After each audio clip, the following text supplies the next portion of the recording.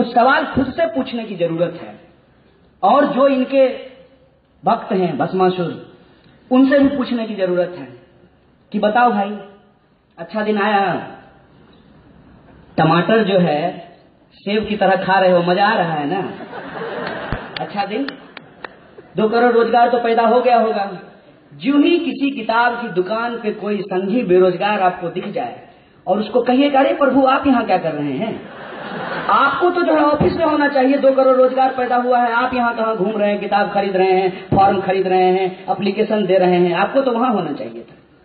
और उनको पूछिएगा कि बुलेट ट्रेन का कितना कोच तैयार हुआ है, आपका बर्थ कंफर्म है कि नहीं, जिसपे बैठ करके आप अयोध्या जाएंगे राम के ऊपर जल चढ़ाने के लिए। तो ये इतना जो बोलते हैं, तो बोलने के लिए कंटेंट भी कहां से आएगा? और सवाल ये है कि सुनते सुनते भी लोग अब समझ गया है कि आदमी सिर्फ बोलता ही है, तो इस बार बोल दिए हैं कि कम बोलेंगे।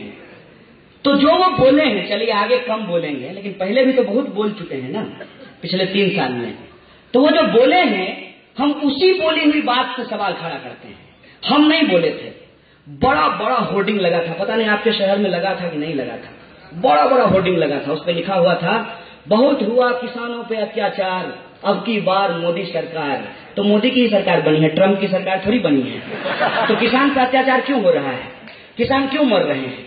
उसी तरीके से बहुत हुआ महंगाई की मार, अब की बार मोदी सरकार। और पेट्रोल तो जानते होंगे आपको बहुत सस्ता हो गया है, मोदी जी की सरकार बनी है तो महंगाई कम हो गई है ना। अब पेट्रोल जो है वो पानी के भाव से मिल रहा है, 10 रुपए लीटर। पेट्रोल सस्ता हो गया है, महंगाई तो बढ़ी ही नहीं है। जो सवाल थे, जो मुद्दे थे, उस पर एक भी सवाल पे कोई डिलीवरी नहीं है। गिनती करके आप देख लीजिए, महंगाई कम नहीं हुई है, भ्रष्टाचार कम हो गया है क्या? आजकल आप ट्रैफिक सिग्नल पे पकड़े जाते हैं तो कोई पैसा नहीं देना पड़ता होगा क्या? एकदम ओरिजिनल रसीद काटता होगा, पैसा सीधे एकदम सरकार के खाते में जाता होगा। जब आप अभी आवासीय प्रमाण पत्र बनाने जाते हैं तो बाबू कोई पैसा नहीं लेता है। भ्रष्टाचार एकदम खत्म हो गया है क्या? अच्छा, मतलब नहीं हुआ है, तो सिर्फ हम अकेले नहीं बोल रहे हैं ना, इस देश की जनता समझ रही भ्रष्टाचार कम नहीं हुआ है।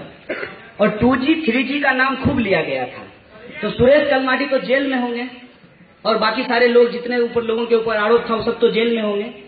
उसमें से आधा भाजपा की टिकट पे चुन करके मंत्री बने हुए हैं। रीता बहुगुणा और उनका भाई, वो भ्रष्टाचारी था जब तक था बीजेपी में, कांग्रेस में था, अरे वो बीजेपी में ही था, जब कांग्रेस में था तब भी बीजेपी में था। इस बात को समझना बहुत जरूरी है। मैं क्यों कहता हूं कि ये विचारधारात्मक लड़ाई है, ये बात मैं क्यों बोलता हूं? झंडे का रंग देख करके कंफ्यूज मत होइए। विचारधारात्मक लड़ाई इसलिए है कि एक तरफ अवसरवाद है। अगर टीवी में दिखाने वाली बात हर बात सही है, तब तो फेयर एंड लवली लगा लेते हैं, हर कोई गोरा हो जाएगा। तब फेयर एंड लवली लगाते हैं, हर कोई गोरा हो जाएगा। टीवी में दिखाने वाली अगर हर बात सही है, तब तो बात यह भी सही है कि जब आप पतंजलि खाते हैं तो आप राष्ट्र सेवा करते हैं। टीवी में दिखाई जाने वाली हर बात सही नहीं होती है। टीवी में जो लोग दिखते हैं और दिखाते हैं, वह भी एक धंधा है, वह भी एक धंधा है, वह भी एक प्रोफेशन है। और आजकल तो सबसे बड़ी यूनिवर्सिटी व्हाट्सएप है। एक मेरा दोस्त आया, सीरियसली हमसे पूछा कि कन्हैया, व्हाट्सएप पे जो है एक वीडियो आया था यार, लेकिन देश के खिलाफ बोलना ठीक बात नहीं है। हम बोले कि व्हाट्सएप पे वीडियो आया था ना, तो व्हाट्सएप पे तो ये भी आता है कि यह मैसेज 100 बार भेजिए, आपकी मनोकामना पूर्ण हो जाएगी। तो भेज करके देखे हो, मनोकामना पूर्ण हुई है? अब तो राहुल गांधी देश के प्रधानमंत्री नहीं है ना, तो मोदी जी हैं। अब वो उनके पीछे लग गया और पूछ रहा है कि 370 कब हटाइएगा? अब तो राष्ट्रपति आपका, उपराष्ट्रपति आपका, प्रधानमंत्री आप खुद ही हैं, बताइए 370 कब हटाइएगा और राम मंदिर कब बनाइएगा? इनके पास अब जवाब नहीं है। इनके पास जवाब इसलिए नहीं है क्योंकि अभी भी ये लोकतंत्र को पूरी तरह से खत्म नहीं कर पाए हैं। लोकतंत्र को पूरी तरह से खत्म नहीं कर पाए हैं, तभी तो शहनवाज हुसैन को अपना दामाद बनाए हैं। ये सवाल है कि नहीं है? तो ये समझते हैं कि भाई थोड़ा जल्दी है, इसीलिए इनके सारे कार्यक्रम और उनकी योजना जो है वो 19 में खत्म नहीं हो रही है, 22 में खत्म हो रही है। क्योंकि 22 के बाद 25 आएगा और आरएसएस ने इस देश में घोषणा किया है कि जब आरएसएस की स्थापना का 100 साल पूरा होगा, हम हिंदू राष्ट्र की स्थापना करेंगे। अब एक बात हम लोगों को समझना है कि क्या सच में हिंदू राष्ट्र की स्थापना करेंगे? सरकार की जिम्मेवारी क्या है? सरकार की जिम्मेवारी यह है कि आपके टैक्स के पैसे से वास्को डी गामा की तरह दुनिया का चक्कर लगाएंगे और वहां पे अंबानी और अदानी का धंधा सेट करके आएंगे। ये सरकार का काम है।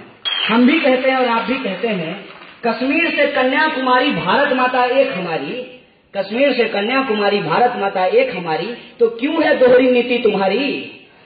क्यों है दोहरी नीति तुम्हारी? ये सवाल हम पूछना चाहते हैं। पत्थरबाजी गुजरात में हो या कश्मीर में हो, सरकार को इसकी जिम्मेवारी लेनी पड़ेगी। और पत्थरबाजी गलत है, पत्थरबाजी किसी के ऊपर नहीं होना चाहिए, चाहे वो भाजपा के ही सदस्य क्यों ना हो। और आपको जान करके आश्चर्य होगा, शायद आप में से भी बहुत सारे लोग यह बात नहीं जानते होंगे, क्योंकि व्हाट्सएप यूनिवर्सिटी के सिलेबस में इस तरह का कोर्स शामिल नहीं किया गया है कि अखलाक का बेटा एयरफोर्स में नौकरी करता है। इन्होंने तो साबित कर दिया है ना कि इस देश में सारे मुसलमान आतंकवादी होते हैं, इसलिए वो फौज में तो जा ही नहीं सकते हैं, क्योंकि फौज में तो सिर्फ गैर मुस्लिम जाएंगे। सारे जो इनोसेंट मुस्लिम हैं उनको तो जेल में पहुंचा दिया गया है आतंकवादी होने के नाम पे।